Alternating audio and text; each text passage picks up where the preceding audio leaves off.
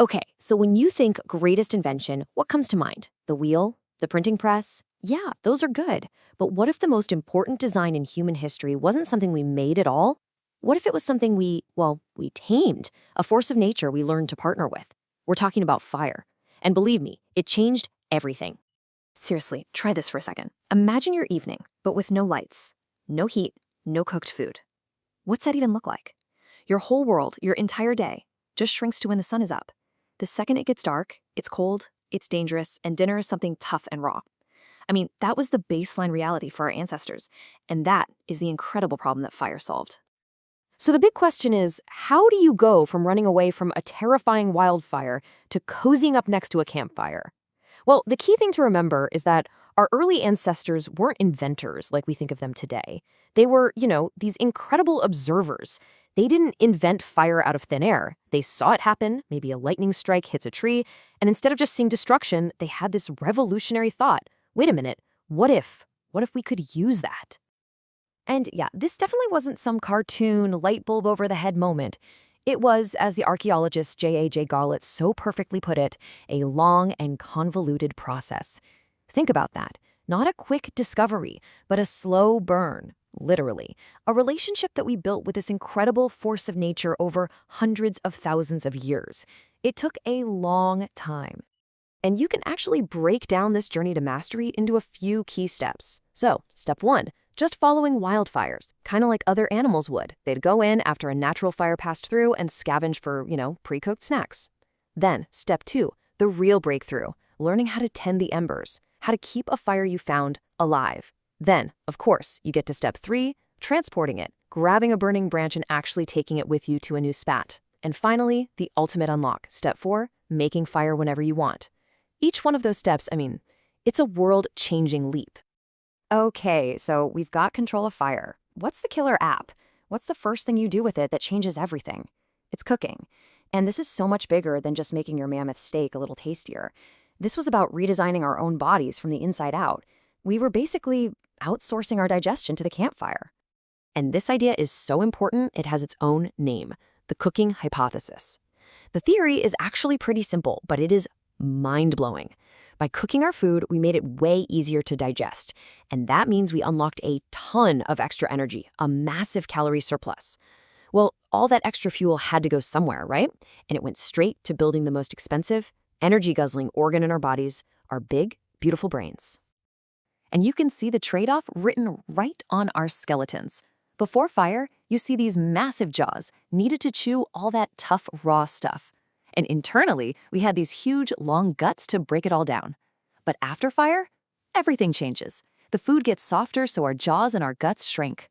All that energy that used to go to digestion was now free. And where did it go? Yep, straight to our heads. We literally traded our guts for brains. What a deal. And look, this isn't just a cool theory. The science backs it up in a big way. We're talking about a massive increase, up to 78% in how much protein we can get out of our food just by cooking it. 78%. Think about that for a second. It's the same piece of food, but by adding heat, you're getting way, way more energy out of it. This was the rocket fuel for our evolution. So, fire rebuilt our bodies, but it didn't stop there. It completely remade our entire world. It became the very first tool we had to engineer the environment itself. On a huge scale. Just look at this timeline. The scale is staggering. The earliest solid evidence we have for controlling fire is from 1 million years ago. 1 million. Then, around 780,000 years ago, we find proof of cooking. Fast forward to 164,000 years ago, and we're using fire for sophisticated stuff, like heat treating stone to make it stronger for tools. This wasn't just some new trick we learned. This was a slow, deliberate weaving of fire into the very fabric of what it meant to be human.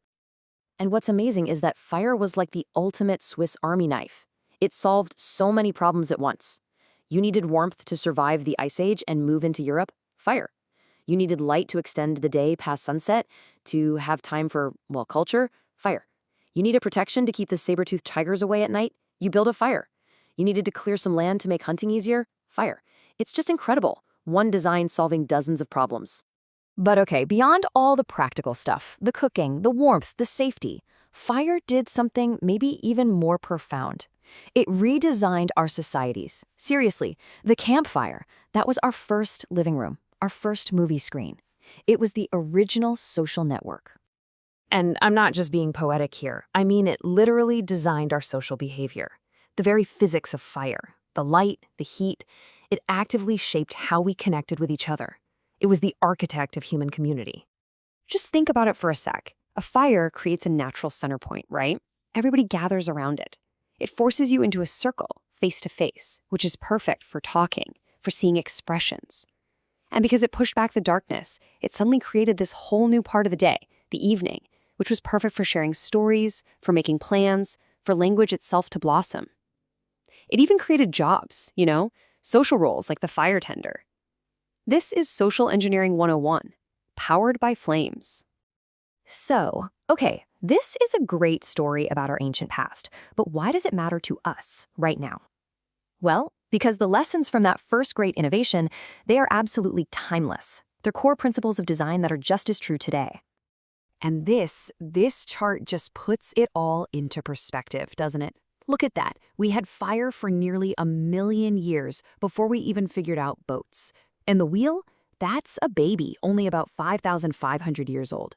Fire isn't just one invention on a list. It is the foundation. It's the bedrock that pretty much all other human technology is built on. So, what are the big takeaways here? What are the timeless lessons? Well, first, that true game-changing innovation is multifunctional. It solves a bunch of problems at once. Second, the really great designs, they create an experience. Think of the community around the fire. It's not just about utility. And maybe the biggest one of all, the tools we create, in turn, recreate us. We didn't just use fire, fire used us. It rewired our brains, it shrunk our guts, and it built our societies. It literally redesigned what it means to be human. And all of this leaves us with one last big question. If fire was the technology that so fundamentally remade our species, our bodies, our minds, our entire planet, what's the fire of our time? What's the thing we're adopting right now that's so powerful, it's redesigning us from the inside out? That's definitely something we're thinking about.